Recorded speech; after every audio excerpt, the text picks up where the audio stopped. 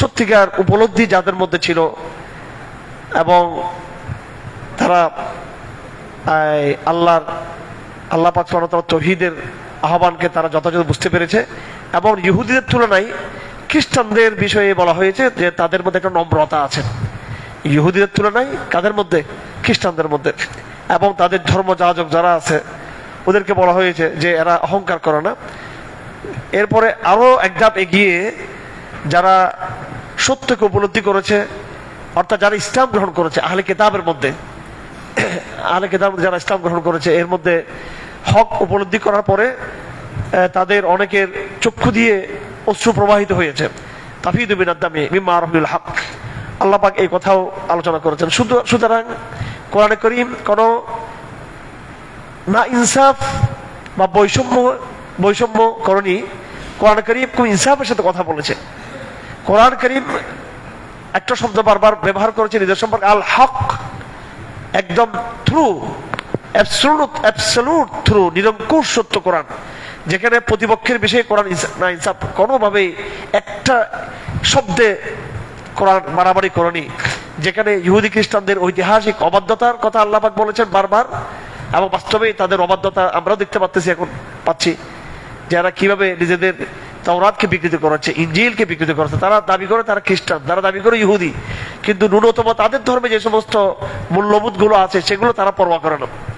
আল্লাহ পাক সুবহানাহু ওয়া তাআলা তাদের এই অবাধ্যতার পাশাপাশি গতকালকে সূরা মায়েদার 82 নম্বর আয়াত এবং আজকে তেলাওয়াত করা হয়েছে 83 নম্বর আয়াত, 84 নম্বর আয়াত, 85 নম্বর আয়াত, 86 নম্বর আয়াত, এই লাগাতার ধারাবাহিক সবগুলো আয়াতের মধ্যে আল্লাহ পাক ওই সমস্ত আহলে কিতাবদের, বিশেষ করে খ্রিস্টানদের মধ্যে যারা নেককার, খ্রিস্টানদের মধ্যে যারা সত্য উপলব্ধি করেছে, পরবর্তী যারা হককে যারা গ্রহণ করেছে, আল্লাহ পাক তাদের কথা এখানে উল্লেখ করেছেন।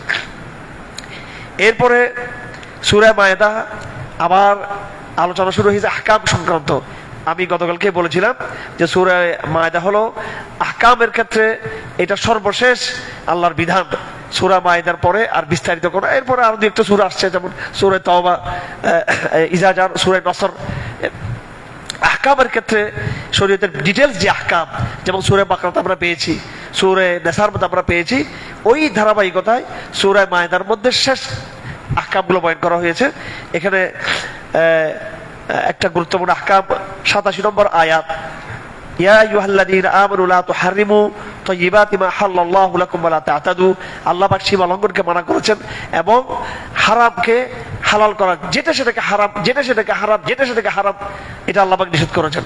আমাদের মধ্যে যেমন তাকওয়ার অভাব আছে, যেটা সেটাকে হালাল, যেটা সেটাকে হালাল মনে করি, আমরা পরোয়া করি না, হারাম চাকরি করি, হারাম এই বিচার করি, হারাম শাসন করি, হারাম উৎপাদন করি, হারাম আমরা এই ব্যবসা বাণিজ্য করে থাকি, লেনদেন করে থাকি। ঠিক তদ্রুপ এটা নিয়ে যেমন আমাদের সমাজে একটা বেপরোয়া ভাব আছে, আবার গণহরের ক্ষেত্রে তাকওয়ার নাম দিয়ে আবার সীমালঙ্ঘন আছে, সবটা হারাম হারাম হারাম হারাম হারাম সবকিছু। এটাও একটা ঠিক না। আল্লাহ পাক যেটা হালাল করেছে সেটা হালাল করতে হবে। যেমন চাকরির ক্ষেত্রে অনেকে বলে থাকে সব চাকরি হারাম।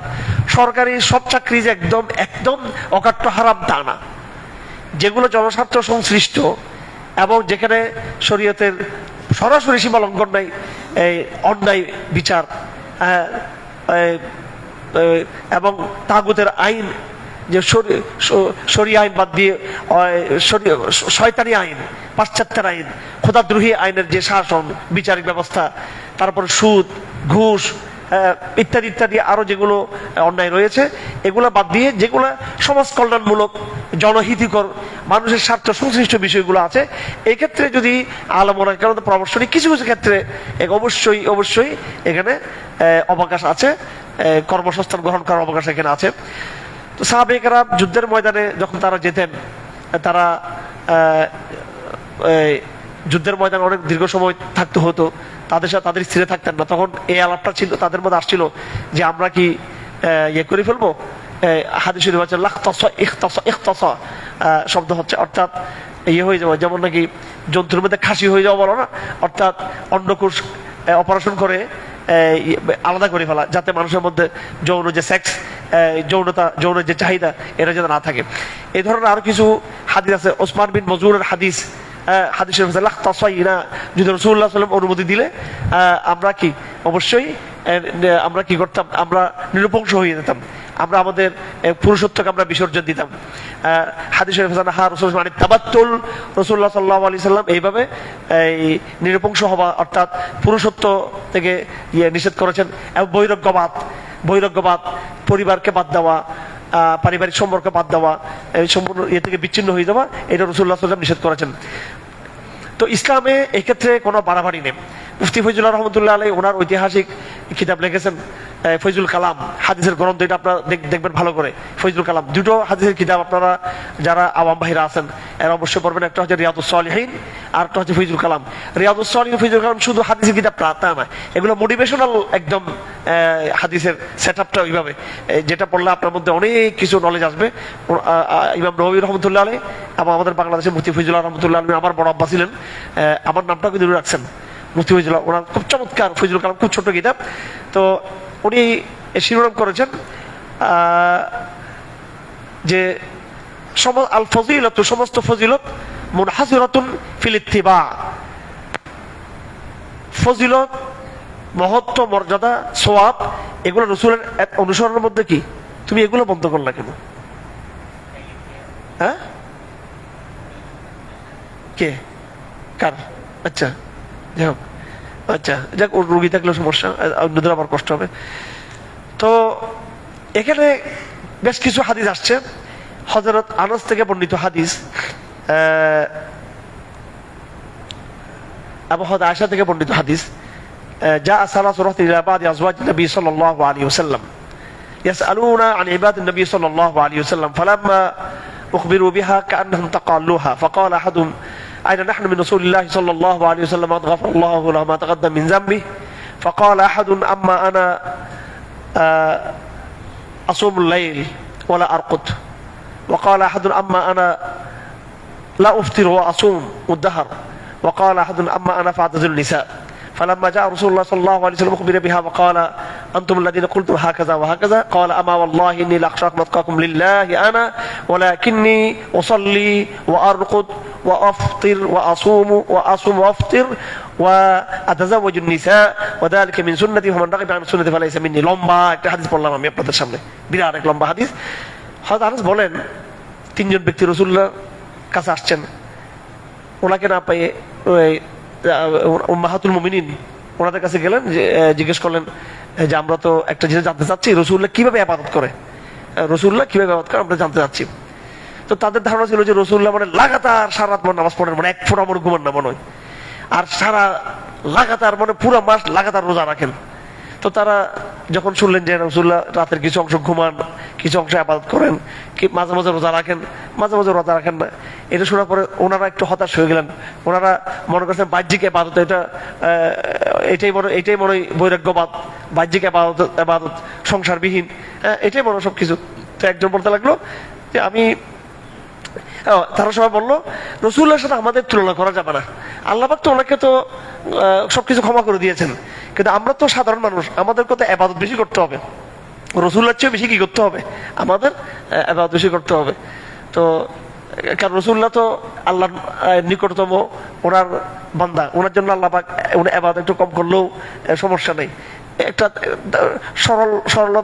সরলীকরণ আসছে ওনাদের মধ্যে, সাহাবা কিরামদের মধ্যে। তো একজন বললো আমি সারা রাত নামাজ পড়বো, আমি মুঠেও ঘুমাবো না, এক ফোঁটা ঘুমাবো না। আরেকজন বললো আমি সারা মাস সারা বছর আমি রোজা রাখবো, একজন আমি কি রোজা ভাঙবো না। আরেকজন বললো আমি মেয়েদেরকে বিয়ে করবো না। তখন রাসূলুল্লাহ ঘরে আসি জিজ্ঞেস করলেন যে তোমরা এরকম বলছো, ওনাদেরকে ডাকলেন, বলে ইয়া রাসূলুল্লাহ।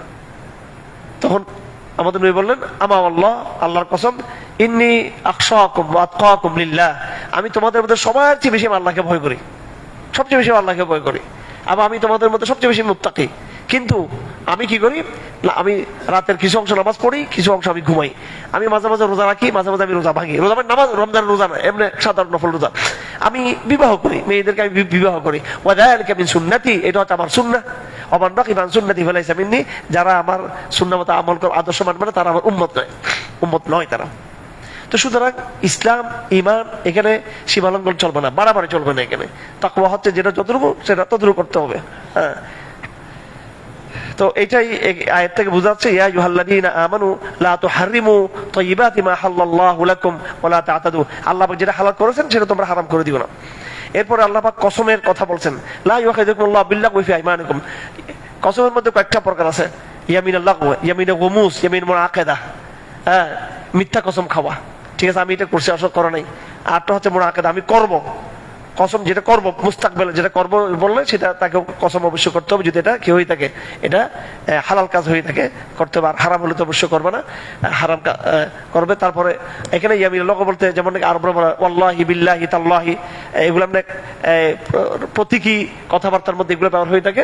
আল্লাহ পাক এগুলোতে সমস্যা নেই, কিন্তু ওয়ালাকিন ইউআখিযুকুম বিমা আকাদতুমুল আইমান, যে সমস্ত কসমগুলো ইয়ামিনে মুনাকাদা হবে, অর্থাৎ যেগুলো অর্থাৎ তুমি কসম খেয়েছো যে আমি এটা করব কিন্তু করেন নাই, কসম ভঙ্গ করছেন, সেখানে কাফারা দিতে হবে, কি করতে হবে 10 মিসকিনকে খাওয়াইতে হবে, অথবা গোলাম আজাদ করতে হবে, আর সেটা না পারলে 3 দিন কি করতে হবে, রোজা রাখতে হবে। কসমের ব্যাপারে আল্লাহ পাক সাবধান করে দিয়েছেন। আল্লাহ পাক সুবহানাহু ওয়া তাআলা সূরা মায়েদার মধ্যে এখানে বিস্তারিতভাবে সুদের কথা, জুয়ার কথা ইত্যাদি এগুলোর কথা, এবং ওই যে তীর শিরিকের কথাগুলো এখানে নিয়ে আসছেন আল্লাহ পাক সুবহানাহু ওয়া তাআলা।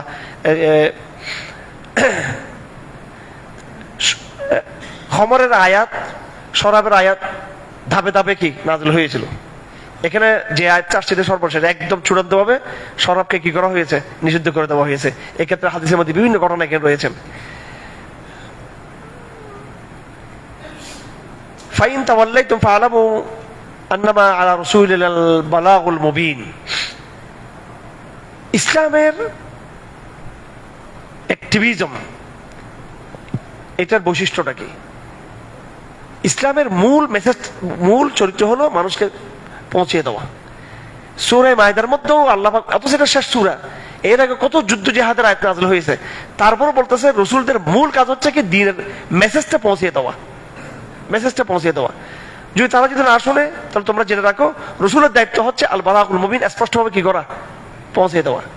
এই জন্য আমাদের সমাজে কোরআনের যে মেজাজ, কোরআনের যে মেজাজ, এটা কিন্তু আমরা বুঝি না। আমরা একদম দাওয়া বিবর্জিত বিপ্লবের স্বপ্ন দেখি। কি দেখি আমরা? দাওয়া বিবর্জিত বিপ্লবের স্বপ্ন দেখি আমরা। মনে কষ্ট পাবেন না, আমাদের প্র্যাকটিসিং ভাইয়েরাও কিন্তু কোরআন শরীফ রমজান মাসে তেলাওয়াত করে না, ছেলেরা মেয়েরাও। এখন আপনারা অনেকে কষ্ট পাবেন, আমার অনেকে এখানে এই অনলাইনে আছে, এখানে লাইভ চলতেছে না, লাইভ আছে, আপনারা আছেন, বলেন দেখি আজ এটা 7 পারা। আমি এখন যদি বলি হাত তুলেন যারা লাইভ আছেন, কয়জন এই 7 পারা 7 দিন 1 পারা করে তেলাওয়াত করছেন, কয়জন প্র্যাকটিসিং মুসলিম আছেন? কিন্তু বস বাবরিজ বলে একটা রাখবে এরকম, তারপরে তালাবানদের সাল পাগড়ি একটা পরবে এরকম, মনে কষ্ট। এগুলো আমি আসলে আমি হতাশ হয়ে যাচ্ছি আমি এগুলো দেখতে দেখতে। এগুলো হ্যাঁ এটা ভাব ধরবে একটা, মানে পরে কলেজে কিন্তু ভাব ধরবে, মানে তালাবান ভাব ধরবে একটা। কোরআন শরীফের ডেলি 1 পারা কোরআন তেলাওয়াত করে না। দেখি আজকে আপনার হাত তুলেন, দেখি কে কয় পারা কোরআন তেলাওয়াত করছেন। আপনারা 7 পারা কোরআন কে তেলাওয়াত করছেন, দেখি হাত তুলেন আপনারা। 1 জন, 2 জন, 3 জন, 4 জন, 5 জন, অধিকাংশ এখানে 7 পারা তেলাওয়াত করেন আপনারা, ঠিক আছে? অথচ এতদিনে 1 খতম হয়ে যাওয়ার কথা ছিল কোরআন শরীফ। এখানে আমাদের এই জনশক্তির দরকার নাই ভাই, এই ভণ্ড জনশক্তি আমাদের দরকার না। আমি এত ভদ্র মানুষ, আমি ভদ্র ভাষায় কথা বলতে জানি না, আমি ঠিক আছে, আমি এত ভদ্র ভাষায় কথা বলতে জানি না, এই জন্য আমার এত বেশি ফলোয়ার দরকার না আমাদের। আমি দেখেন না সব আমার উপর সন্তুষ্ট। একটা জিহাদবাদী একটা প্রজন্ম দাবি করো, তৌহিদবাদী, আমরা এই আমরা সে, কোরআন তেলাওয়াত করো না, তাহাজ্জুদ পড়ো না, মিসওয়াক পড়ো না, ইশরাক পড়ো না, চাষতো পড়ো না, মনে কষ্ট দিচ্ছি রমজান মাস, অথচ 7 পারা কোরআন তেলাওয়াত করতে পারে, সে তার মধ্যে মুনাফিক নেফাক আছে তার অন্তরের ভিতরে, সে ভণ্ড। হ্যাঁ, তো এখানে আল্লাহ কোরআন বলতেছেন ওয়ামা ফাইন তাওয়াল্লা, তারা যদি ফাইন তাওয়াল্লাইতুম, তোমরা যদি কথা না শুনো, ফাআলামু, জেনে রাখো রাসূলের দায়িত্ব হচ্ছে পৌঁছে দেওয়া, দায়িত্ব পৌঁছে দেওয়া, বালাগ করা, উনি মেসেজটা পৌঁছে দেওয়া। এই সূরা মায়েদা হচ্ছে কোরআন কারীমের শেষ আয়াত। এখানেও অথচ এর আগে কত জিহাদের আলাপ করা হয়েছে। এগুলো তো ইসলামের শেষ দিকের কথা একবারে। হ্যাঁ, এখানে তো অবশ্যই কড়া কথা বলা থাকে যে তোমরা কথা না শুনলে তোমাদের শাস্তি দেওয়া হবে, কিন্তু এখানে বলছে রাসূলের কাজ হচ্ছে মেসেজ দেওয়া, আসো দাওয়াত পৌঁছে দেওয়া। তা আমাদের সমাজে দাওয়াত নাই। আমাদের সমাজের মধ্যে, আমাদের সমাজে কি স্বপ্ন দেখি? আমরা স্বপ্ন দেখি যে সরকারটা আমাদের হোক, আমরা স্বপ্ন দেখি সরকারটা ইসলামের সরকার হোক, শরিয়া কায়েম হয়ে যাক, আমরা স্বপ্ন দেখি এগুলো। আফগানদের সাথে তুলনা করে লাভ আছে না? ওখানে তো শতকরা 90-92 জন মুসল্লি নামাজ পড়ে, ফজর নামাজে মসজিদ ভরপুর। গাজার মধ্যে ফজর নামাজের মুসল্লি আর জুমার মুসল্লি সমান। আফগানিস্তানে ফজরের মুসল্লি জুমার মুসল্লি সমান। আর এই বাঙালি মুনাফিক সাদিকের সরিয়ে গায়েব হবে এখানে, নামাজে পড়ে না ঠিক মতো। প্র্যাকটিসিং মুসলিমদের আমি কথা বলছি শুধু, আর যে ফেসবুক মুজাহিদ না ভাই, মনে কষ্ট পেলে আপনার কোনো সমস্যা নেই, এখানে আসলে না আসি না আগামীতে।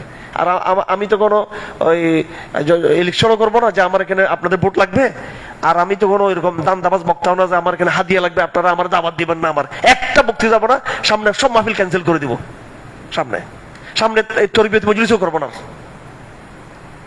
এখানে যারা 15 দিনের জন্য আসছেন প্রত্যেকে কোরআন শরীফ 2-3 খতম দিয়ে এখানে বের হতে হবে এখান থেকে, আর নাহলে কালকে চলে যাবেন এখান থেকে। আপনারা দরকার নেই এরকম এরকম দুর্বল প্রজন্মের মুসলমান দরকার নেই আমাদের, এরকম বিয়ামলি মুসলমান আমাদের দরকার নেই।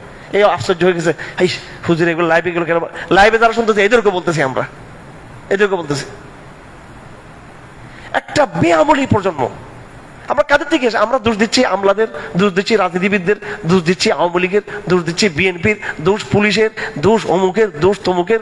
হ্যাঁ, আমরা যারা তৌহিদবাদী প্রজন্ম দাবি করি, আমাদের তাকওয়ার লেভেলটা কোন পর্যায়ের? যাই হোক ভাই, আসলে মাঝে মাঝে মানে মানসিক ইয়েটা মানে মানে অসুস্থ হয়ে যায় বদাবলি দেখে অসুস্থ হয়ে যায়। তারাবির নামাজে গাফলতি, 8 টাকার পর দৌড় দেখবে ভণ্ড সালাফি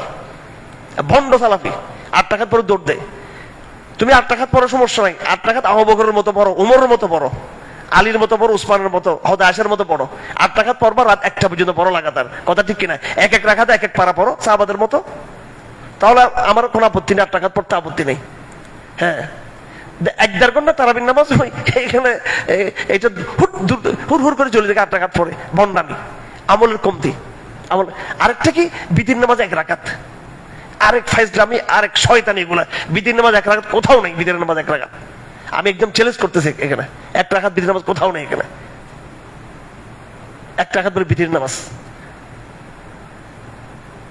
আচ্ছা, অনেকে আছেন এখানে, আপনাদের মধ্যে অনেকে আছে 1 রাকাত বিতির পড়ে, শেষ 1 রাকাত পড়ে না, তারা হরবে 1 রাকাত বিতির নামাজ পড়েন।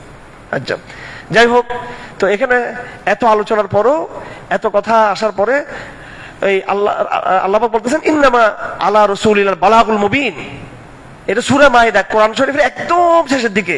এর আগে বদর যুদ্ধ হয়ে গেছে, উহুদের যুদ্ধ হয়ে গেছে, তবুকের যুদ্ধ হয়ে গেছে, বড় বড় যুদ্ধ হয়ে গেছে ইসলামের মধ্যে।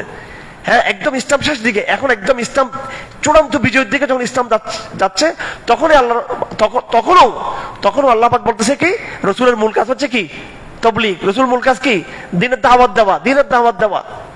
আর আমরা মনে করি যে মার কাট কাটাই, মানে নিজেদের মধ্যে ইসলাম না, কিন্তু আরেকজনের মারি কাটি আমরা ইসলাম, তারা শরীয়ত বানাই, নিজের ইসলামের খবর নেই।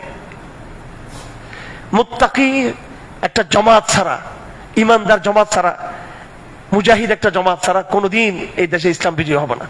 আল্লাহ পাক এই জন্য আমাদেরকে নিয়ামত দিচ্ছেন। যাই হোক, আল বালাগুল মুবিন, সর্বাত্মক দাওয়া দিতে হবে। এই কথা সূরা নেসার মধ্যে আছে, সূরা নূরের মধ্যে আছে, আলে ইমরানের মধ্যে আছে। আল্লাহ পাক বলেছেন রাসূলদের মূল কাজ হচ্ছে কি? পরিষ্কার দাওয়া দেওয়া। আচ্ছা, যাই হোক, একটু কড়া কথা বললাম। রমজান মাস আসছে, আমি খবর নিয়েছি যে কারা কদর কোরআন শরীফ পড়তেছে। এটা আমাদের দুর্ভাগ্য। এটা প্র্যাকটিসিং, আধুনিক জমার প্র্যাকটিসিং মাদ্রাসা ছাত্রদের, আরে গাফলতি মাদ্রাসা ছাত্রদের। এই মাদ্রাসা পোলাপাইন সবগুলো মাদ্রাসা ছুটি হয়েছে, বাসা বাড়ি গেছে, আর আমলের ধারে কাছে নেই। হ্যাঁ, আমলের ধারে কাছে নেই। আমরা কোরআন শরীফ লাইভে দিচ্ছি, এখানে কোনো লাইকও নেই, কমেন্টও নেই। যখন লিখবো যে এই ধরো বললাম যে হিন্দুস্তান আমরা আসতেছি, মোদি দিল্লি বিজয় করে আমরা পতাকা, দেখবেন এখানে 50,000 লাইক পড়ে যাবে, এখানে 30,000 লাইক পড়ে যাবে এখানে। আর যদি একটা কোরআন শরীফের আয়াত তর্জমা করি, এখানে কোনো কি নেই, ফ্যান্টাসি। ঠিক আছে, আমার কষ্ট লাগতেছে খুব। তো কোরআন শরীফ সবসময় কোরআন তালাওয়াত, থাকতে হবে রমজান মাস। ঠিক আছে, সবসময় কোরআন তালাওয়াত। সালফে সালিহিন রমজান মাসে অন্য কোনো আমলই করতে না। যাই হোক, তারপর দেখুন কিভাবে আল্লাহ মোটিভেশন করতেছেন। লাইসা আলাল্লাযীনা আমানু ওয়া আমিলুস সালিহাতি জুনাহুন ফীমা তুইমু। যারা ঈমানদার তারা যে কোনো খাবার খেতে পারবে। ইজা মাত্তাকাউ ওয়া আমানু ওয়া আমিলুস সালিহাত সুম্মা তাকাউ ওয়া আমানু সুম্মা তাকাউ ওয়া আহসানু। 93 নম্বর আয়াত। আমি কেন তাকওয়ার কথা বলতেছি? কেন আমি আমলের তাগিদ দিচ্ছি? আল্লাহ পাক কি বলতেছেন যে তাদের মধ্যে যদি, আমি হুবহু তর্জমা করতেছি, যদি তারা তাকওয়া অর্জন করে এবং ঈমান আনে, আমলে সহলা করে, অতঃপর তারা যদি তাকওয়া অর্জন করে, ঈমান আনে, অতঃপর তারা তাকওয়া অর্জন করে এবং সৎ আমল করে। মানে এক দেড় ভিতরে তাকওয়ার কথা কয়বার বলছে? কয়বার বলেন না কেন? কয়বার? 3 বার। ইজা আমাত্তাকাউ, যখন তারা তাকওয়া অর্জন করবে, ওয়া আমানু, এবং ঈমান আনবে, আমলে সালেহ করবে, সুম্মাত্তাকাউ, অতঃপর আবার তারা তাকওয়া অর্জন করবে, ঈমান আনবে, সুম্মাত্তাকাউ, অতঃপর তারা আবার তাকওয়া অর্জন করবে, তারা কি করবে? আহসানু, তারা আমলগুলোকে ঠিকঠাক মতো আদায় করবে।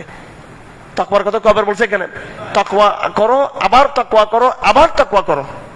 তো এগুলো তাকওয়া? 8 রাকাত পরে দৌড় দেওয়া, আধা ঘন্টা নামাজ পড়ে দৌড় দেওয়া, এটা তাকওয়া? সহিহ হাদিস, সহিহ হাদিস। এটা কোন হাদিসের মধ্যে আছে যে এটা বললো সহিহ হাদিস হবে? এটা কোন রাসূলুল্লাহ সাল্লাল্লাহু আলাইহি ওয়াসাল্লাম, রাসূলুল্লাহ বলছেন হাদিস এইভাবে সহিহ হবে, তুমি এটা বলছেন রাসূলুল্লাহ কোন জায়গায়? যাই হোক, মুত্তাকি সালাফি হলে সমস্যা নাই, হ্যাঁ, আর হানাফি হইয়ে ফাসেক হলেও সমস্যা আছে। আবার 20 রাকাত হোক 8 রাকাত হোক, তাকওয়ার সাথে নামাজ হইতে হবে, লম্বা হইতে হবে, কেরাত বিশুদ্ধ হইতে হবে এবং লম্বা হবে। আচ্ছা, তারপরে এখানে আল্লাহ সুবহানাহু ওয়া তাআলা আহকাম বলেছেন, শিকারীর আহকাম বলেছেন। তারপরে ইহরাম অবস্থায় শিকার না করা, এবং ইচ্ছাকৃত কেউ করে থাকলে সেখানে তার কি কাফারা দিতে হবে, এবং এটা সাক্ষী আছে, কাফারা দিতে হবে। এই আহকামগুলো বলেছেন আল্লাহ পাক। এখানে সামুদ্রিক শিকারীর কথা বলেছেন, সামুদ্রিক শিকারী। এক্ষেত্রে হানাফিদের সাথে অন্য মাযহাবের ইখতিলাফ আছে। শাফি মাযহাব অন্য মাযহাব মতে সামুদ্রিক সবকিছু খাওয়া যাবে, ঠিক আছে, একদম সামুদ্রিক যত রকম কাঁকড়া মাকড়া সব খেতে পারবেন, কাঁকড়া। কিন্তু হানিফি মাযহাব মতে হাদিস শরীফ আছে ওয়াহিল্লালানার মাইতাতান ওয়াদ দামান, হাদিস শরীফ। তো এখানে আমরা আয়াতটাকে তাবিল ব্যাখ্যা দিই, সয়দুল বাহারি বলা হতো সমুদ্রের মধ্যে শিকার করা যায়, কিন্তু আসলে এটা আবার এটা নিয়ে অনেকগুলো উসুলি কথাবার্তা আছে, এগুলো ফেকার কিতাব আমরা দেখে নিব।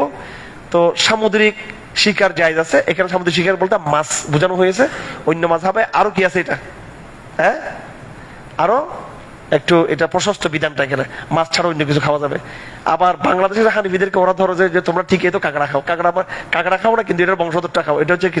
চিংড়ি মাছ। কি চিংড়ি মাছ? এটা দেখতে মাছের মতো লাগে, এটা হ্যাঁ, এটা কি মাছ? পোকা না? কে বলছে পোকা? এটা কোনটা মাছ কোনটা পোকা এটা কি ঠিক করবে? এটা নিয়ে বিস্তর আলোচনা আছে এটা নিয়ে। তো মাছ কোনটা হবে না হবে এটা এখানে বিজ্ঞানের কাজ নেই, এটা হচ্ছে ওরফের কাজ। এটা কিসের ওরফ? প্রচলন যেটাকে মাছ বলবো এটা মাছ। আমাদের দেশে প্রচলন এটাকে কি বলে? মাছ বলে। এখন আবার কথা আছে বলে আপনার দেশে প্রচলন মাছ বলে, কিন্তু বোম্বাই আর করাচির প্রচলন এটাকে মাছ বলে না। প্যাঁচ লাগছে আবার, ওরফ প্যাঁচ। ওরফ যখন প্যাঁচ লাগবে তখন আরবদের ওরফ ধরা হবে, আরবরা এটাকে কি বলে? মাছ বলে। আমি আমাদের যে কাতারে যার বাসা থাকতাম, আমার বন্ধু শেখ আব্দুল্লাহ জিয়ারা, উনি ওখানকার একজন বহুত বড় মিন মুজাহিল বেলাত, কাতার খুব সম্ভ্রান্ত একজন ব্যক্তি ছিলেন, অনেক বড় ধরট্ট ব্যক্তি ছিলেন। তো আমি সবসময় ওনার বাসায় প্রায় যতবার গেছি 1 ডজনের মতো আমি কাতার যাওয়া হয়েছে আমার এই পর্যন্ত, মানে বিগত 20-25 বছরে ওনার বাসায় উঠতাম। তো ওনার বিরাট মাছের ইয়ে ছিল, ওনার বিজনেস ছিল। উনি আমার সামনে আল্লাহ দিলে সমুদ্রের পোকা মাকড় কচ্ছপ, তারপরে এখানে কাঁকড়া, যত রকম কাঁকড়া সবগুলো নিয়ে আসতো এখানে, ঠিক আছে। আরো বলতো এগুলো খাও, কাঁকড়া খেলে এগুলো, যে তুমি নতুন নতুন বিয়ে করছো, আবার বলতো যে এগুলো তোমার দরকার আছে খাওয়ার জন্য, কাঁকড়া খাওয়াই, কাঁকড়া সব। আমি শুধু মাছটা খেতাম। তো বলতো মাছটা খাই লাভ কি? এখানে তো আমি তো ভাবছি সবগুলো একসাথে, তোমার আংটি ভাজি দিছে একবারে, কাঁকড়া মাকড়া মাছ একসাথে এখানে ভাজি বলছে এখানে। তো বেচারা আমার সব গপ গপ করে খাইতো এগুলো, হ্যাঁ, কাঁকড়া সহ। তো যাই হোক, একটা মুস্তাদফি বিষয় মানে দুদিকে কি আছে, দলিল আছে কাঁকড়ার ক্ষেত্রে। আচ্ছা, তো এই সূরা মায়দা হলো, এগুলো সব বিধান, খাদ্যের বিধান। প্রায় দীর্ঘ আলোচনা হয়েছে খাদ্যের বিধান সম্পর্কে। তারপরে ইসলামের যে শিআর আল হাদি আল কালায়েদ শাহর হারাম, এই কথাগুলো আলোচনা আসছে এখানে। আবার আল্লাহ বলতেছেন ওয়ামা আলার রাসূলি ইল্লাল বালাগ, রসুলের দায়িত্ব হলো কি? পৌঁছে দেওয়া, হ্যাঁ, সর্বাত্মক দিনের দাওয়াত পৌঁছে দেবো। অথচ দেখুন সূরা মায়দাটা কিন্তু একদম ইসলামের বিপ্লবের সময় কিন্তু নাযিল হয়েছে। ইসলাম বিজয়ী অবস্থা, একদম জিহাদের ফুলু যখন কি পুরো চলতেছে তখন কিন্তু সূরা মায়দা নাযিল হয়েছে। ইসলামের বিজয়ের ফুলুর সময় একদম ইসলাম একদম শেষ দিকে, তখন একদম আমাদের নবী ইসলামের নবুয়ত একদম শেষ দিকে, বিজয়ের একবার চূড়ান্ত যখন প্যাটার্ন চলতেছে তখন এই আয়াত নাযিল হয়েছে। কিন্তু জিহাদের রাসূলকে বারবার কিছু তাগিদ দেওয়া হয়েছে, হ্যাঁ, দাওয়াত বালাক বালাক বালাক বালাক। আমি একটা কথা বলি, কঠিন দাওয়াত সহজ যুদ্ধ, কঠিন দাওয়াত সহজ যুদ্ধ। যুদ্ধ হবে শর্টকাট, অল্প সময়।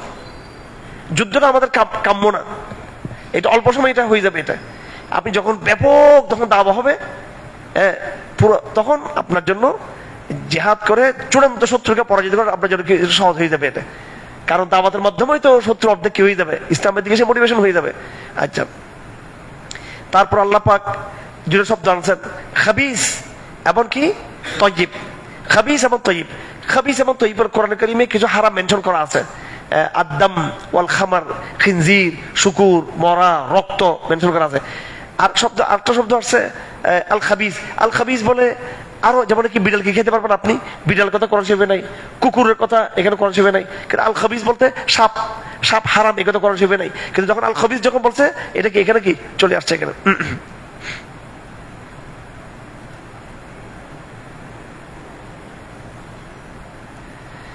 তারপরে বেশি বেশি প্রশ্ন করা, খামাখা এই উস্কানিমূলক প্রশ্ন করা বারবার, খালি এটা বলি সেল রব্বাস। হাদিস শরীফ আছে, মা নাহাইতুকুম আন ফাজতানিবু ওয়া মা আমারতুকুম বি ফাতু বিহি মাস্তাতাতুম ফাইন্নামা উহলিকা মান কানা ক্বাবলাকুম লিকাসরাতি সুআলিহিম। তোমরা বেশি বেশি প্রশ্ন করবে না, বেশি বেশি প্রশ্ন করে, বেশি বেশি প্রশ্ন করা। আর দেখবেন আমাদের এই প্র্যাকটিসিং ভাইদের মধ্যে প্রশ্ন বেশি, কাজের চেয়ে কি বেশি। এই ভাই, কাজের চেয়ে কি বেশি, প্রশ্ন বেশি। হুজুর এ ভোট দেওয়া কেমন, ওইটা কেমন, এরপর এটা কেমন, আপনি এটা গেছেন, ওইটা কেমন, এটা কেমন, খালি প্রশ্ন প্রশ্ন প্রশ্ন। অবশ্যই আমাদের হালাল জানতে হবে, হারাম জানতে হবে, আকীদা জানতে হবে, সবকিছু জানতে হবে। কিন্তু যারা শুধু বেশি প্রশ্ন করে, শুধু প্রশ্ন করে করে জর্জরিত করা, শুধু প্রশ্ন আসো, আমল আমল বিপরীত প্রশ্ন। এমনি প্রশ্ন ভালো, কিন্তু আমলের চেয়ে যারা প্রশ্ন বেশি করে, এই ভাই কি বলছি আমি, আমলের চেয়ে যারা কি প্রশ্ন বেশি করে, এটা একটা শয়তানের ওয়াসওয়াসা। এটা আল্লাহ পাক নিষেধ করছেন। তারপরে মুশরিকদের মধ্যে কিছু শিরিকের প্রথা ছিল, এই সাই বা বাহিরা, ওয়াসিলা, হাম, এগুলো চতুষ্পদ জন্তু। কোন কোন গরু, উট এবং কি বকরি, এদের যখন 4 পিস্তান, 5 পিস্তান, 7 পিস্তান হয়ে যেত, বা কান কি করতো, কানটা কেটে ফেলতো, একটা দাগ লাগাই দিত এদেরকে। হ্যাঁ, আর কিছু জন্তুকে ছেড়ে দেওয়া হতো। এইভাবে দেখতো উটের দেখা যাচ্ছে 7টা বাচ্চা হয়ে গেল, পরবর্তী বাচ্চারা এটা কি পুরুষ নাকি, এটা কি এটা কি বলে এটাকে, মাদি, মাদি মাদি হতো, এটা স্ত্রীলিঙ্গ নাকি পুরুষলিঙ্গ। তো স্ত্রীলিঙ্গ হলে, পুরুষলিঙ্গ হলে এটা ওরা কি করতো, এটা জমা করে তারা খেত, আবার স্ত্রীলিঙ্গ হলে তারা ছেড়ে দিত। এ ধরনের কিছু তাদের মধ্যে জন্তুকে কেন্দ্র করে তাদের মধ্যে কিছু শিরিকের কিছু কার্যক্রম ছিল, কিছু গলা তাকিদা ছিল। আল্লাহ পাক সুবহানাহু ওয়া তাআলা এগুলো নিষিদ্ধ করেছে সূরা মায়দার মধ্যে।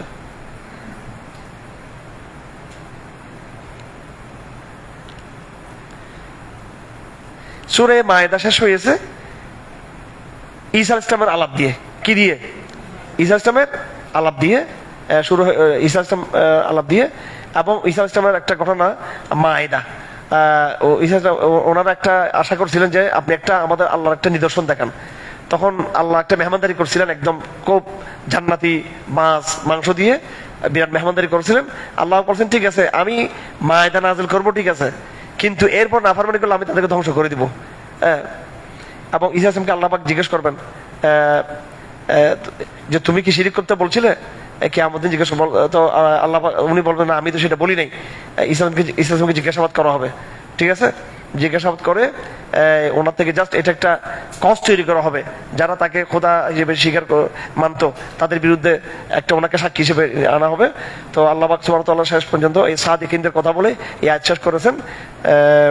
তো এই সূরা মোটামুটি মায়দা শেষ হয়েছে কিসের মাধ্যমে? হযরত ঈসা আলাইহিস সালামের আলোচনার মাধ্যমে। তাহলে সূরা মায়দা মোটামুটি 120টা আয়াত এখানে শেষ হয়ে গেছে। এই সূরা মায়দা বড় জোরে যে আলাপটা এখানে আমাদের সামনে আসছে, দুইটা বিষয়। কয়টা বিষয়? দুইটা বিষয় মনে রাখবেন। সূরা মায়দার 120টা আয়াত, গতকালকে কিছু আয়াত তেলাওয়াত হয়েছে, আজকে কিছু আয়াত তেলাওয়াত হয়েছে। তো এই আয়াতগুলোর মধ্যে দুইটা বিষয়। কয়টা বিষয়? দুইটা বিষয়। একটা হচ্ছে আহকাম, একটা হলো কি আহকাম, আরটা হচ্ছে আন্তঃধর্মীয় সংলাপ। ইহুদি খ্রিস্টানদের সম্পর্কে তাদেরকে ডায়লগ, তাদেরকে দাওয়াত, তাদের কিছু বিষয় এখানে তুলে ধরা হয়েছে। আল আহকাম শরিয়া, কিছু শরীয়তের আহকাম, ডিটেইলস আহকাম, এমন আহকাম যেগুলো নাসেখ অন্য আগের আহকামের জন্য। তারপরে এবং আহলে কিতাবদের আলোচনা আসছে। এবার আমরা আজকে চলে যাব সূরা আনআমের মধ্যে। এটা সাত পারার এই বাকি অংশটুকু সূরা আনআম। সূরা আনআম এটা মক্কি সূরা। এখন আমরা বিরাট তরঙ্গ পাড়ি আসছি। এতক্ষণ আমরা ঢেউর মধ্যে ছিলাম। কিসের মধ্যে ছিলাম? বিরাট মহাসাগরে ছিলাম এতক্ষণ, মহাসাগর। কারণ সূরা বাকারা, সূরা আল ইমরান, সূরা আল ইমরান একটু শান্ত, আবার সূরা নেসা, এরপর সূরা মায়েদা, অনেক আহকাম, অনেক কথা, অনেক কথা। এগুলো আমরা 50 ভাগের 1 ভাগ তাফসীর আমরা কিন্তু করি নাই, কিন্তু করতে পারিনি, একটু সময় নেই এখানে। অল্প সময়ের মধ্যে মানুষ বিরক্ত হয়ে যাবে। 2 ঘন্টা, আমি কিন্তু 2 ঘন্টা কথা বলতে পারবো, কিন্তু আরো প্রায় 1 ঘন্টা কথা বলতে পারবো। আলহামদুলিল্লাহ এনার্জি আছে। খেজুরের মধ্যে শক্তি আছে, খেজুর সুন্নতি খাবারের মধ্যে খেজুর আছে। আর বাঙালি খাই যে ওই যে বিরিয়ানি খাইতে চায়, বিরিয়ানি যেগুলো তো বিলাসী খাবার, এগুলো একদম শূন্য পরিপন্থী খাবার, এগুলো একদম ঠিক আছে। আমাদের বিলাসীদের খাবার এগুলো শূন্য পরিপন্থী খাবার এগুলো। আচ্ছা, যাই হোক, কিন্তু আমরা এত লম্বা লম্বা কথা বলে এই মানুষ বিরক্ত হয়ে যাবে। এই জন্য আমি যত চেষ্টা করি দ্রুত শেষ করার জন্য। তো কিন্তু আপনারা দেখে নেবেন। আমি গতকালকে বলেছি আমরা একটা সামগ্রিক কি দিব এখানে, সামগ্রিক দৃষ্টি দিব যে এই কথাগুলো এখানে আছে। তো মদানী সূরাগুলোর আলাপ একটু বেশি, মাদানী সূরাগুলোর কি বেশি, আহকাম বেশি। কি বেশি? আহকাম বেশি। মক্কি সূরাগুলোর মধ্যে আবার একটু আহকামের কি চাপ কম। আহকামের কি এখানে তাবলীগ, তাজকির, এখানে শুধু আলোচনা, আকীদার কথা বেশি এখানে, এবং দাওয়াত বেশি, দাওয়াতের ভাষায় কথা এখানে খুব বেশি, এখানে আহকাম এখানে নাই।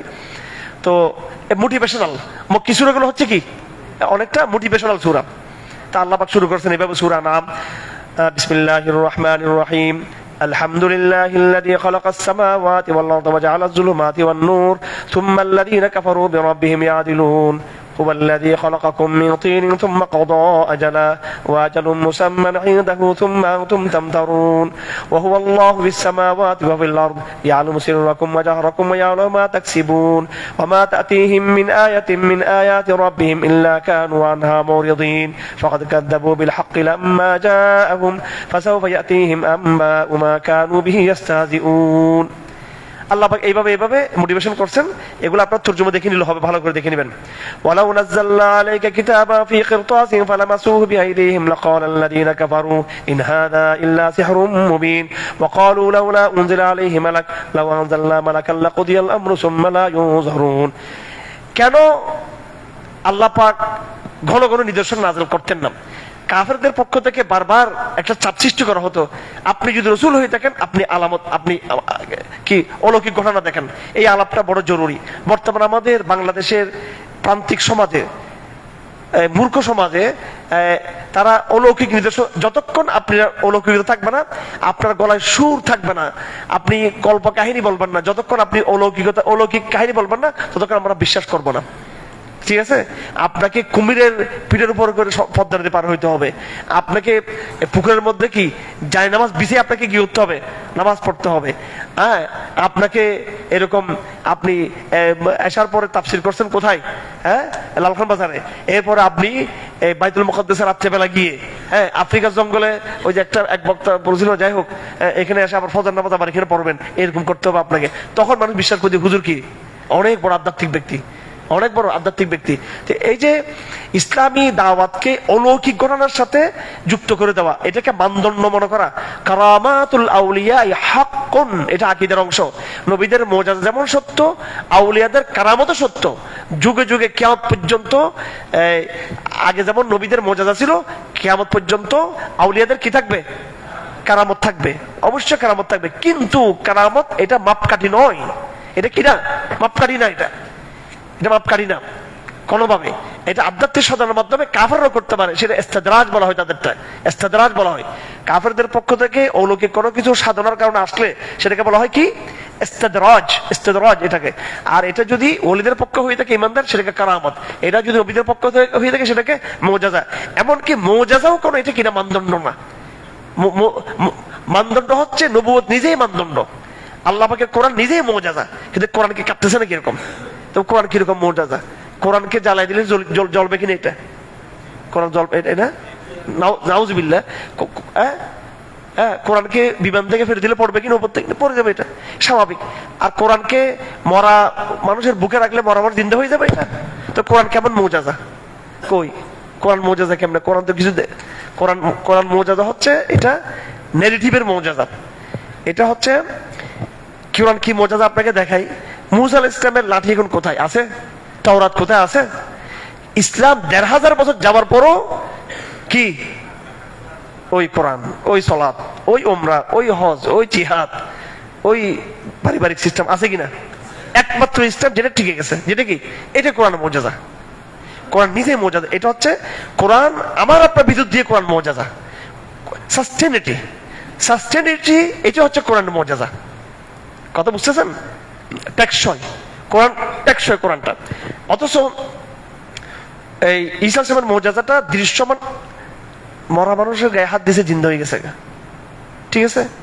মাটিতে এরকম এই চড়ুই পাখি বানিয়ে গেছে, ফু দিছে, মাটির টুকরা কি হয়ে গেছে? পাখি হয়ে গেছে। কুষ্ঠ রোগীর গায়ে হাত দিছে, কি হয়ে গেছে? এটা সুস্থ হয়ে গেছে। আমাদের নবীজি সকাল বিকাল মোজাদা দেখেন এইরকম। হ্যাঁ, মুসা ইসলামের মধ্যে হাতের লাঠি ছিল, ইয়াদে বাইজাও ছিল। আমাদের নবীজির মোজাজা এরকম ছিল না। আমাদের নবীজির মোজাজাটা আরো গভীর, আরো অদৃশ্য। দেখতে মনে হচ্ছে কিছু না, আসলে কিন্তু অনেক কিছু। এই জন্য কোরআন এটা মানে আমি বলবো ডেঞ্জারাস একটা ব্যাপার। এটা একটা বিরাট একটা ডেঞ্জারাস। আমি মানে এটা কি বলতাম, আর অর্থাৎ ডেঞ্জারাস বলতে কাফেরদের বিরুদ্ধে, এটা ডেঞ্জারাস এগেইনস্ট কাফের। এটা বিশাল একটা ব্যাপার। এটা নেগেটিভ, এটার বয়ান, এটা তাৎপর্য, এটার হক্কানিয়ত এত বাস্তবসম্মত যে এর কোরআনের বয়ান কোনোভাবে এটা পরাজিত হবে না। কি হবে না? এটা পরাজিত হবে না। সমস্যা হচ্ছে বাংলাদেশে, পাকিস্তানে, মুসলিম দেশে কোরআন বিজয়ী হচ্ছে না যে মোনাফেক, আমাদের মতো মোনাফেক ভণ্ডদের কারণে, যারা কোরআন পড়ি না আমরা। কোরআনের ধারক বাহক হচ্ছে ভণ্ড। কোরআন পড়া রমজান মাসেও, এটা কি রমজান মাস নাকি এটা সবল মাস? খবরও নেই, এবার রাস্তায় বাইরে হলো, কথা ঠিক কিনা? আর কি, হ্যাঁ। তো এই জন্য বিজয় হচ্ছে না। মুসলমান ইমানদার কোরআন ধরুক, এবার দেখেন ইসরায়েল, আমেরিকা, ভারত, চীনের সামনে টিকতে পারে কিনা। হ্যাঁ, এবং ওরা জানো তো যে এগুলো এদেরকে কাবু করা কোনো ব্যাপারে না। এদের কাবু করা যাবে এদেরকে, হাবা গোবা মুসলমান, মূর্খ মুসলমান। এগুলো কোরআন না এদের ভেতরে। কোরআন কি ভগবত গীতা নাকি কোরআন? হ্যাঁ, এটা ভগবত গীতার মতো, এটা মহাভারত, এটাকে তাওরাত, এটাকে ইনজিল, এটাকে বাইবেল। কোরআন ইজ কোরআন। কোন রকমের এখানে ভণ্ডামি নেই, কোন এখানে মিথ্যা নেই। একটা সুদা, একটা জর্রা, একটা অনু প্রমাণু এখানে মিথ্যা নেই। একবার পুরো সত্যের উপরে কিয়ামত পর্যন্ত এটা কি হবে? এটা টিকে যাবে। এটা এবং পুরো জাতি টিকে যাবে, মুসলিম জাতি সামাজিকভাবে টিকে গেছে, মুসলিম হয়তো রাষ্ট্র ক্ষমতা না থাকলো। তো যাই হোক, তো আল্লাহ পাক সুবহানাহু ওয়া তাআলা এই কাফেরদের যে দাবি ছিল, বারবার দাবি ছিল কি করা? অলৌকিক কিছু দেওয়া, অলৌকিক কিছু দেওয়া। আল্লাহ রাসূল বলছেন, কোরআন বলতেছে না আমি এরকম অলৌকিক কিছু দেবো না, যদি আমি তোমাদেরকে যে একদম অলৌকিক ভাবে কোরআনটা আসমান থেকে নাযিল করে কাগজে, এখন তো জিবরাইল মুখে বলে, এটা মুখে সিনা বসিনা, দৃশ্যমান যদি কাগজ যদি আসমান থেকে আসে, তখন আর বলবে কি, বলে এটা জাদু, এটা কি জাদু। এবং আরেকটা কজ আছে কেন আল্লাহ পাক মুজাজাকে দৃশ্যমান করেন নাই। তারা বলতেছে ফেরেশতাকে বলতে হবে, এসে বলতে হবে। আমরা দেখবো যে আসমান থেকে ফেরেশতা এসে বলতেছে আপনি হক, আপনার পক্ষে। এখন এটা তো আমাদের ভালো লাগে যে আসলে এরকম হলে ভালো হতো, এরকম হলে কি হতো? ভালো হতো। ধরেন বাংলাদেশে আমরা, ইসলাম খুব বিপদের মধ্যে আছে। আমার মাঝে মাঝে মনে হচ্ছে গায়েব থেকে একটা আওয়াজ আসতো, এই বাঙালি মুসলিমদের গায়ে হাত দিবে না, ঠিক আছে? একটা গায়েব থেকে একটা আওয়াজ আসলে ভালো হতো না আমাদের সবার জন্য। এই যারা গোষ্ঠী আগে, যারা ইসলাম সম্পর্কে এই আওয়াজ সবাই শুনেছে, ঠিক আছে? যদি এরকম কোনো কিছু ঘটে, দেখবেন যে এই ফতোয়ালু এটার একটা ব্যাখ্যা দিবে, বলে এটা চন্দ্রগ্রহের সংঘর্ষের বিদ্যুৎ দিয়ে একটা আওয়াজের আরবি ভাষার একটা মিলে এরকম একটা শব্দ তৈরি হয়েছিল। হ্যাঁ, এটা ব্যাখ্যা দিয়ে অর্ধেক মানুষকে কি করে দিবে, মানে সংশয়বাদী। তারা বলে না এটা আল্লাহর আওয়াজ না, আসলে কিন্তু এটা কিন্তু ফেরেশতার আওয়াজ ছিল, কিন্তু ধরুন কথার কথায়। এখন যদি অলৌকিক একটা ঘটনা আল্লাহ যদি দেখাই দেন এবং সেটা যদি অমান্য করা হয়, আল্লাহ পাক বলেন তখন আমি সবার ধ্বংস করে দেবো আমি একবার। এরপরে এখন আল্লাহ যেটা করছেন, অলৌকিক ঘটনাও দেখান নাই বেশি একটা, আল্লাহ পাক রাসূলের মধ্য দিয়ে আল্লাহ পাক ধ্বংস করার নেই। কথা বুঝে আসছে আপনাদের? আগেকার নবীদেরকে অলৌকিক ঘটনা দেখাইছেন, মানে নাই, ধ্বংস করে দিয়েছেন। আমাদের নবীজির রেসালতটা ভিন্ন, খুব বেশি অলৌকিক ঘটনা দেখান নাই। ফেরাউনকে আল্লাহ পাক প্রথমে দুটো অলৌকিক ঘটনা দেখিয়েছেন। একটা হচ্ছে লাঠি, যেটা সাপ হয়ে গেছে, একটা ইয়াদা বাইজা,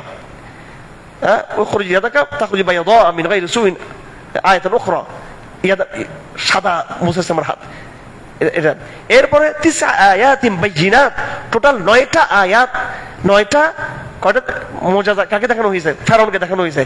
ফেরাউন ঈমান আনছে। তো অলৌকিক ঘটনাকে কেউ যদি অস্বীকার করে, এটা ন্যাচারাল নিজাম হচ্ছে, কুদরতি নিজাম হচ্ছে, আল্লাহর নিজাম হচ্ছে, আল্লাহর দৃশ্যমান মুজিজাকে অস্বীকার করা হলে আল্লাহ পাক পুরো সভ্যতাকে ধ্বংস করে দিবে, একবার বাংলাদেশকে বঙ্গোপসাগর বানিয়ে দিবে আল্লাহ পাক। যদি কি করে যদি ধরেন কোন একটা আল্লাহ পাক কি দেখাইছেন, একটা অলৌকিক একটা ঘটনা আসছে এখানে, কিন্তু মানুষ এটা শুনে নেই, তখন এটা একবার তলায় দিবেন, এটাকে একদম ধ্বংস করে দিবেন। এখন মুজিজাও দৃশ্যমান হচ্ছে না, মানুষ একটু বেঁচে যাওয়ার একটা রাস্তা পাইছে এখানে। তা আল্লাহ পাক বলছেন, যদি আমি তোমাদের দাবি অনুযায়ী ফেরেশতা আমি নাযিল করতাম, লাকুদিয়াল আমরু, ঘটনা তো এখানে শেষ হয়ে যেত একদম। ফেরেশতা আসতো, তোমরা অবাধ্য হতা, এরপর তোমাদেরকে একদম মাটির সাথে মিশিয়ে দিতাম আমি। কথা বুঝে আসছে? ওদের যে দাবি যে বারবার এই যে মুজিজা কেন আসে না, এটাই আল্লাহ বলতেছেন, আরে ফেরেশতা আসলো কি, ফেরেশতা আসলো আমি এরকম জুব্বা টুব্বা পরে ফেরেশতা দিলাম, তখন তোমার দূর কি বলতো মানুষ এরকম বলতা তোমরা, এটা মহামানব, এটা নাকি অন্য মানব, এটা বলতা। এই দর্শনের বইগুলো পড়লে, আজকে আমি বই পড়তেছিলাম হলো বার্ট্রান্ড রাসেলের বই, এর বই পড়তেছিলাম, বার্ট্রান্ড রাসেল, ওর বই পড়তেছিলাম। আকডুম বাগডুম কি বলছে ও নিজেও বুঝে না আসলে। লেখকদের ফকের বাইক পড়তে পড়তে আমার মানে আসলে অসুস্থ হয়ে গেছে আমি, এমনি জটিল লেখা। পরে দেখলাম যে আসলে ও নিজেও বুঝে নাই। লেখকরা কি এগুলো শুনলে আমাদের ইউনিভার্সিটি টিচার রাগ করবে যে এই হুজুররা এগুলো কি বলে, এগুলা ও টিচার নিজেও বুঝে নাই ভাই, ও কি বলবে, এগুলো ধূম্রজাল। আসলে এগুলা এরা চিন্তাবিদ না, চিন্তার ধূম্রজালপন্থী এরা। আমরা যেটা মনে করি লিটারেচার, ইতিহাস, নো, এটা ধূম্রজাল। এটা কি ধূম্রজাল। আমি এই যে তারা বিশ্ব আসার আগে জিও পলিটিক্সের একটা বই নিয়েছিলাম, দেখবেন একটু বিনোদনের জন্য নিয়েছি আর কি, এগুলা ঘুমানোর জন্য। কোরআন শরীফ তো সবসময় পড়ি, বিনোদন করি। কাফের দিয়ে লেখাতে একটু মজা লাগে, আমার খুব মজা লাগে যে যেগুলো বলে সবগুলো ভুয়া কথাবার্তা এখানে। তো একবার জিও পলিটিক্স আলাপটা বলতেছে, তো বিশ্ব কি হবে এত উন্নতি করে, এত খুশি উন্নতির কথা নিজে বলছে, কিন্তু বলতেছে এরা এখন তো আল্লাহর কুদরতের সাথে এরা পাল্লা লাগাচ্ছে, এরা স্যাটেলাইট, হাজার স্যাটেলাইট, কিন্তু মানুষ ঠিকই অসভ্য রয়ে গেল। ও স্যাটেলাইট বানাইয়া ওখান থেকে এরা একজনকে একজন কি করে, কেমনে বোম মারপিটি চিন্তা করে স্যাটেলাইট দিয়েও। তা মানুষ মঙ্গল গ্রহ গিয়ে উপরে গিয়েও বাঁদর রয়ে গেছে, মানুষ হইতে পারে নাই, এই নিজে বলতেছে এই কথাটা। হ্যাঁ, আধুনিক লেখকদের লেখাগুলো পড়ি তো, দার্শনিকদের লেখা, ধূম্রজাল, নিজেরাই হতাশ, নিজেরাই কি লেখার মধ্যে হতাশ। তো এখন কথা হচ্ছে এই কোরআনকে সাদা মাটা সহজ সরল বক্তব্য কোরআনের, কিন্তু ভাব গাম্ভীর্যপূর্ণ। কি পূর্ণ? ভাব গাম্ভীর্যপূর্ণ। তো আল্লাহ পাক বলতেছেন, আমি ফেরেশতা নাযিল করলো, ফেরেশতাদেরকে আমি কি পড়াই দিতাম, তোমরা বলতেছে কি এটা কি না, এটা ফেরেশতা, এটা কি মানুষ, এটা কি রে, এটা কি মানুষ, এটা আরেক প্রকার মানুষ।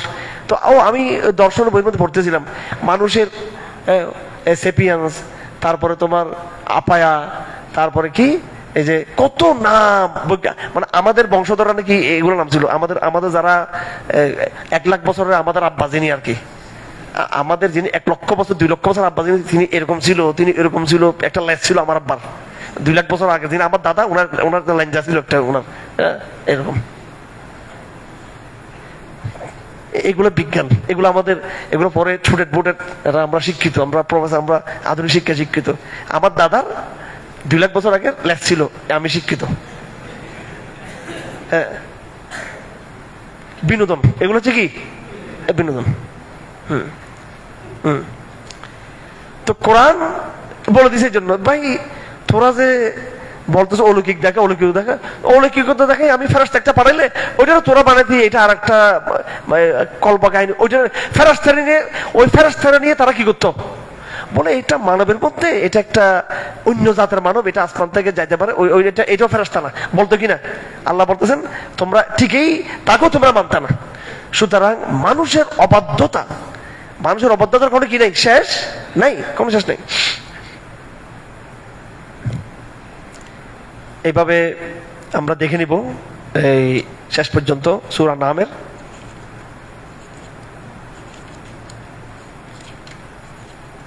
অনেকগুলা কথা এখানে। আরেকটা খুব গুরুত্বপূর্ণ বিষয় এখানে, আপনারা কি করবেন, আমি আপনাদেরকে, আপনারা হয়তো বলবেন যে হুজুর তো অনেক তাফসীর রয়ে গেছে, অনেক পৃষ্ঠা পৃষ্ঠা বেশি রয়ে গেছে, ঠিক, কিন্তু এগুলো হলো কিশোরা, এগুলো আমার কিশোরা, এগুলো কিশোরা, এগুলো আপনি ভালো করে তর্জমা দেখলেও মোটামুটি যথেষ্ট। এগুলো নসিহতমূলক কথাবার্তা, কি মূলক কথাবার্তা, নসিহতমূলক কথাবার্তা। এখানে আমার বেশ কিছু পর্যবেক্ষণ আছে, আমি নিজেই অনেক কিছু নোট করছি, এখানে অনেক কিছু, কারাগারে আমার কোরআন শরীফটা আমার সাথে ছিল, অনেক কিছু নোট করছি। তো আল্লাহ পাক এখানে তার শক্তি ক্ষমতা খুব মাধুর্যপূর্ণ ভাষায় আল্লাহ পাক এখানে উল্লেখ করেছেন, অনেকগুলো কথা এখানে আসছে।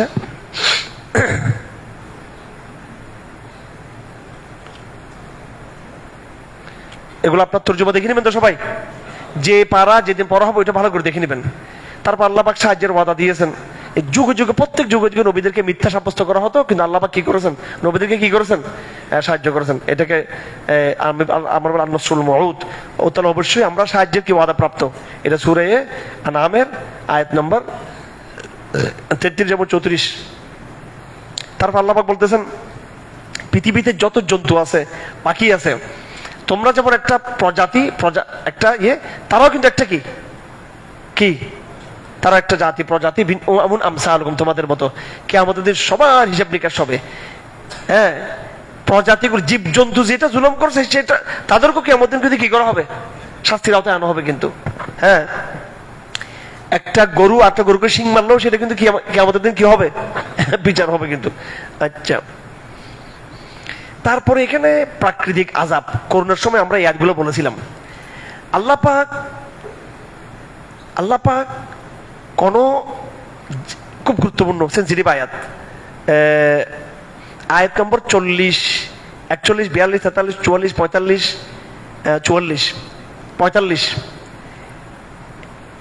মাঝে মাঝে আল্লাহর প্রাকৃতিক গজব আসবে। এটা আল্লাহ বলতেছেন, কি আসবে, আল্লাহর হুকুম যদি না মানা হয়, আল্লাহর হুকুম কি যদি কি না করা হয়, না মানা হয়, ঠিক আছে। আমি এখন যেটা গজব ভয় পাচ্ছি, ফেরাউনের জুলুমের পরে আল্লাহ পাক আমাদের মুক্ত করছে কিনা, কিন্তু যে পরিমাণ শুকরিয়া আদায় করার দরকার ছিল আমরা করছি এটা। হ্যাঁ, ইউনূস সরকার তো করেই নেই মোটেও, উল্টা আমেরিকারে ঢুকেছে এখানে। হ্যাঁ, আমেরিকারে ঢুকাক, ভারতে ঢুকাক, সেটা ডায়লগের একটা সম্মানজনক জায়গা আছে, ভারসাম্য, কিন্তু একজন মুনিব আমি গোলাম, এটা হইলো, এটা আমাদের আপত্তি। এখন বর্তমানে যিনি আসছেন ওনার কাছ থেকে আমরা কল্যাণ আশা করি, রমজানে ওনার জন্য আমরা যথাযথ আমরা হেদায়েতের আশা করি, হিম্মতের সাথে প্রজ্ঞার সাথে যেন করে। তো আল্লাহর নিয়ামতের রসিয়ে করলে গজব কিন্তু আসতে পারে, এই আলোচনাগুলো আল্লাহ এখানে করছেন। এখানে আলাপটা কি, আলাপটা হচ্ছে যে কখনো কখনো ইসলামের বিধান না মানার কারণে গজব আসবে। গজবটা আসার পরে আমি চাইবো যে তোমরা কোনো কান্নাকাটি করো কিনা, লাল মিয়াদর রাহুন, আমি আশা করবো তোমরা কি করবে, এখন গজব আসার পরে কান্নাকাটি করবা। তো বলতেছে দেখা যায় কখনো কখনো গজব আসার পরও তারা কান্নাকাটি না করে, উল্টা ওদের অন্তরটা কি হয়ে যায়, শক্ত হয়ে যায়। যখন ওদের অন্তর শক্ত হয়ে যায়, আযাব দেখে গজব দেখেও এদের অন্তর কি হয় না, নরম হয় নাই, বরং আযাব গজব চলে গেছে, এদের অন্তর শক্ত হয়ে গেছে। তখন আমি প্রাথমিক একটা আযাব দিয়ে এদের মধ্যে কোনো পরিবর্তন আসে নাই, উল্টা মন শক্ত হয়ে গেছে। এরপরে আমি তাদেরকে বিপুল স্বাচ্ছন্দ্য দিব, আমি তাদেরকে নাফরমানির প্রায়শ্চিত্ত হিসেবে আমি একটা প্রথমে আযাব দিয়েছি, আযাব দেওয়ার পরও তাদের শিক্ষা হয় নাই, তাদের দিল আরো শক্ত হয়ে গেছে। তখন ওই শক্ত হৃদয় অবস্থার মধ্যে আমি দুনিয়ার নিয়ামত ঢেলে দিব তাদেরকে, আবার তাদেরকে আরো গোমরা করে দেবো। এরপর আমার চূড়ান্ত 2 নম্বর আযাবটা চলে আসবে আর কিছুদিন পরে, এবং সেই আযাবে কাফেররা একদম নিশ্চিত তারা ধ্বংস হয়ে যাবে। কয়টা আযাব আসবে এখানে, 2টা আযাব। একটা প্রথমে গজব দিব, ঠিক আছে, হাসিনা দিয়ে একটা গজব দিয়েছিল আমাদেরকে, বলতেছে এই গজব আসার পরও কি হয় নাই, শিক্ষা হয় নাই, বরং অন্তর শক্ত হয়ে গেছে। তারপর তোমাদেরকে আমি আবার উন্নয়ন দিব, আবার উন্নয়ন ব্যাপক ইয়ে দিব, হ্যাঁ, দিয়ে তোমাদেরকে আমি আরো মাথা নষ্ট করে দিব। এরপরে শেষবারের যে গজবটা আসবে, প্রাথমিক যে গজবটা যারা শিক্ষা নিবে না, কথা কি আমার কথা বুঝেন, কোরআনে এগুলো তো আমরা আসলে ওই যে বললাম না, সিলেবাসের মধ্যে কোরআন এইভাবে শিক্ষা দেওয়া হয় না আমাদেরকে, কোরআনের তালিম হয় না। হ্যাঁ, কোরআনের তালিম হয় না, সেই জন্য কোরআন বুঝতে কষ্ট, সবচেয়ে বেশি কষ্ট কোরআন বুঝায়, সবচেয়ে বেশি কষ্ট এগুলো। তো কি আল্লাহ পাকের বিভিন্ন জাতির সভ্যতার বিভিন্ন শাস্তি উত্থান পতনের আযাবের দুইটা সংস্করণ, দুইটা ধরন। প্রাথমিক আযাবে পরীক্ষা করবে আল্লাহ পাক, দেখা যাচ্ছে এই পরীক্ষার মধ্যে যেটা তাদের ইসলাহ হওয়ার কথা সেটা ইসলাহ হবে না, তাদের অন্তর শক্ত হয়ে যাবে। অন্তর যখন শক্ত হয়ে যাবে তখন আল্লাহ পাক তাদেরকে এবার আরো ফাঁদে ফেলে দিবে। আরো কি কোথায় ফেলে দিবে? ফাঁদে ফেলে দিয়ে এবার তাদেরকে উল্টা কি দিয়ে দিবে? আরো কি দিয়ে দিবে? নিয়ামত দিয়ে দিবে। কি দিয়ে দিবে? নিয়ামত দিয়ে দিবে। ঠিক আছে, নিয়ামত দেওয়ার পরে এবার আল্লাহ পাকের কত নম্বর গজব আসবে? এবার শেষ গজবটা আসবে। এবার ওইটাতে কাফের কি হয়ে যাবে? এবার চিরতরে কি হয়ে যাবে? ধ্বংস হয়ে যাবে। আল্লাহ পাক এই আয়াতগুলো বলছেন, ফালাম্মা নাসু মা যুকিরু বি ফাতাহনা আলাইহিম আবওয়াবা কুল্লি শাই হাত্তা ইযা ফারিহু বিমা উতু আখাযনাহুম বাগতাতান ফাইযা হুম মুবলিসুন ফাকুতিআ দাবিরুল কওমিল লাযিনা যালামু ওয়ালহামদুলিল্লাহি রাব্বিল আলামিন। এটা তো আল্লাহ পাক আমাদের রক্ষা করুন এখান থেকে।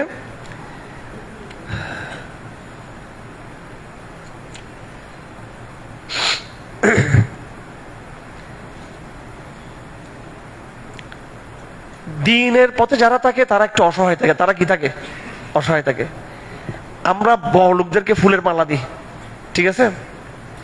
এখন মন্ত্রী প্রতিমন্ত্রীদেরকে এমপিদেরকে ফুলের তোড়া দিচ্ছে সবাই, ঠিক আছে? আর মুসলিমদের জেলখানায় কোনো কি নাই? খবর নেই। জেলখানা মুসলিমদের কোনো কি নাই? খবর নাই। বিক্রমপুরী কি পাইতেছে না? ফুলের তোড়া পাইতেছে না। আমাদের হুজুর এখন সব কারাগে কে সেলফি টেলফি এগুলো নিয়ে ব্যস্ত। তা আল্লাহ পাক বলতেছে,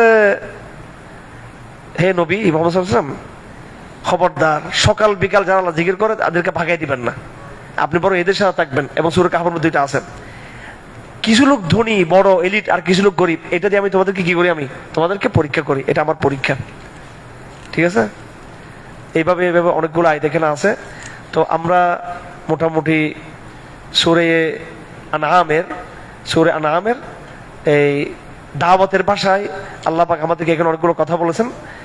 আল্লাহ পাক বিভিন্ন সৃষ্টি তত্ত্বের কথা এখানে বলছেন, বিভিন্ন সৃষ্টির কথা এখানে নিয়ে আসছেন। ইন্নাল্লাহ 95 নম্বর আয়াত থেকে আল্লাহ পাকের বিভিন্ন ক্ষমতা শক্তি। এরপর আল্লাহকে দেখা, আয়াত নম্বর 103, আল্লাহকে আমরা দেখবো কিনা? এটাকে বলা হয় আকীদার ভাষায় রুইয়াতে বাড়িয়ে। তার আল্লাহকে দেখা, আল্লাহকে দেখবে কেউ? এটা বিশ্বাস করা যাবে? হ্যাঁ, আল্লাহকে আমরা দেখবো কোন সময়? কিয়ামতের দিন। লা তুযাম্মুনা, একদম কিসের চাঁদ, কি রাতের? এটা পূর্ণিমার রাতের চাঁদের মতো আমরা আল্লাহকে তখন কি হবো এটা আমরা দেখবো। কিন্তু রুইয়াতে বাড়িতে আল্লাহর এই বিষয়টা হচ্ছে এটা আখিরাতের মধ্যে। কোথায়? এটা দুনিয়াতে না। কেমন? তো এখন ওই দেখার কাইফিয়তটা কি হবে, আল্লাহর ইয়েটা কিরকম, সেটা এটা সিফাত মজহুল। আমরা যেভাবে ঈমান আছে ওইভাবে নিয়ে আসবো। এটা রুইয়াতে বাড়িতে আল্লাহ লা তুদরিকুল আবসার ওয়া ইউদরিকুল আবসার। আল্লাহ সিসি ক্যামেরা আমার দিকে দেখতেছে, কিন্তু আমরা কিন্তু আল্লাহকে দেখতেছি না। তো ঠিক আছে, ইনশাআল্লাহ এ পর্যন্ত আমরা অনেক কথাগুলো আমরা দেখে নিব। যেহেতু এটা সূরা আনআম, সেজন্য আমরা আচ্ছা এখানে আরেকটা কথা আসছে, ইব্রাহিম আলাইহিস সালামের কথা আসছে। এখানে কার কথা আসছে? ইব্রাহিম আলাইহিস সালামের কথা আসছে। ইব্রাহিম আলাইহিস সালামের আল্লাহ বিরাট ভাবনা দিয়েছিলেন। কি দিয়েছিলেন? অনেক বড় ভাবনা দিয়েছিলেন। তিনি প্রথমে বলতেছেন রব কি হতে পারে। হ্যাঁ, উনি প্রথমে মনে করছেন এই চন্দ্র মনে হয় রব হতে পারে, মানে প্রথম মানে নবুয়তের আগের কথা এটা। পরে দেখছেন না, চাঁদ তো ডুবি যায়, পরে সূর্য দেখছে মনে হয় এগুলা সূর্যই কি সবকিছু চালা, পরে দেখছে না এ তো ডুবি যায়, এ তো কিছু নাই। নিশ্চয়ই তাহলে বোঝাচ্ছে চন্দ্র সূর্য কার হুকুম দ্বারা চলতেছে। তখন উনি বলতেছেন যে না, নিশ্চয়ই তাহলে এখানে স্রষ্টা আরেকজন আছে। তখন তিনি কি বললেন? সবাই বলি ইন্নী ওয়াজ্জাহতু ওয়াজহিয়া লিল্লাযী ফাতারাস সামাওয়াতি ওয়াল আরদা হানিফা ওয়া মা আনা মিনাল মুশরিকিন। হ্যাঁ, ওয়াতিলকা হুজ্জাতুনা আতাইনাহা ইব্রাহিমা আলা কওমিহি। ইব্রাহিম ইসলামকে আল্লাহ বলে এই হুজ্জা আমি দিয়েছি ইব্রাহিমকে। তাহলে ভাবনা এটা একটা দার্শনিকতা। হয়তো ইব্রাহিমের মধ্যে কি ছিল?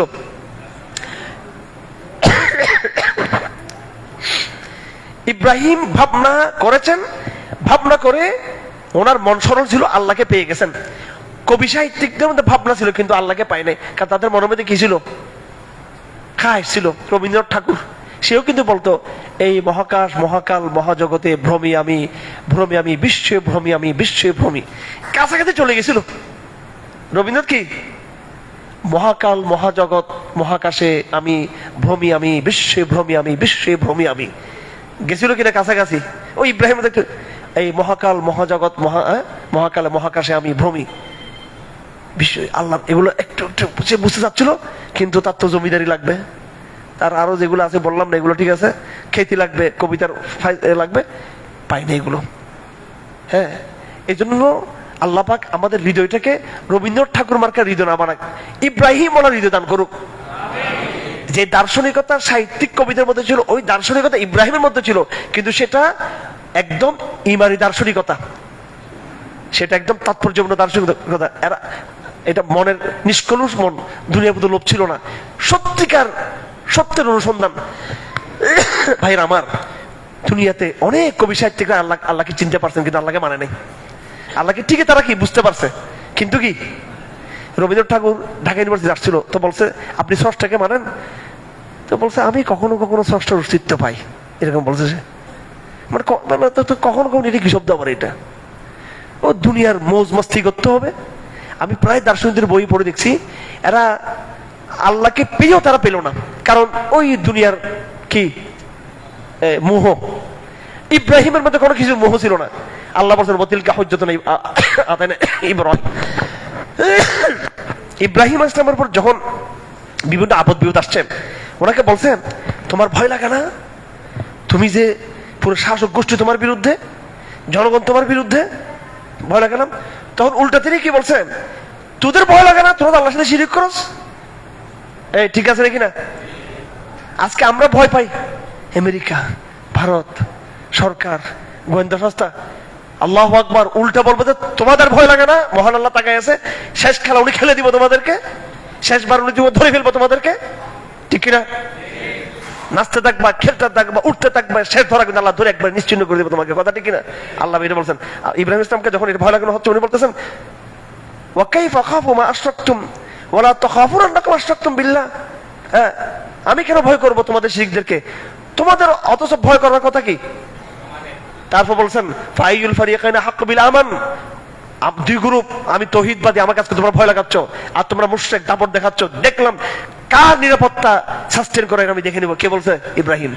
আমরাও আজকে সারা দুনিয়াকে বলে দিতে চাই কার নিরাপত্তা এই দুনিয়াতে থাকে, তৌহিদবাদী নিরাপত্তা নাকি যারা তৌহিদকে বিশ্বাস করে না, কার নিরাপত্তা এই দুনিয়াতে প্রমাণিত বিষয় আমরা দেখবো। আমরা কোরআন এই আয়াতকে সামনে রেখে ইনশাআল্লাহ। এটা আমার শেষ কথা, এটা আমার শেষ কথা সূরা নামের আজকের আলোচনায়। সুবহানাল্লাহি ওয়া বিহামদিহি আশহাদু আল্লা ইলাহা ইল্লা আনতা আস্তাগফিরুকা ওয়া আতুবু ইলাইহি।